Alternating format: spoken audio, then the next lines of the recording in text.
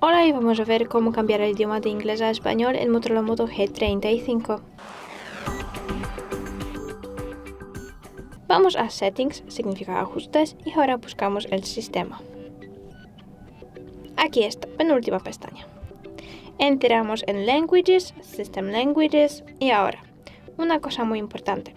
Si veis español en esa lista, todo está bien. Pero si no lo veis, si veis solamente inglés, hay que hacer una cosa. Entrar en Add Language y elegir español. Pero el español ya tenemos añadido.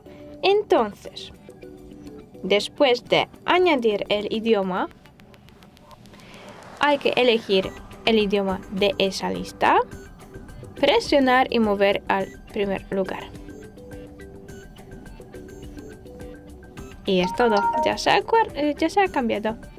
Muchísimas gracias por ver este vídeo.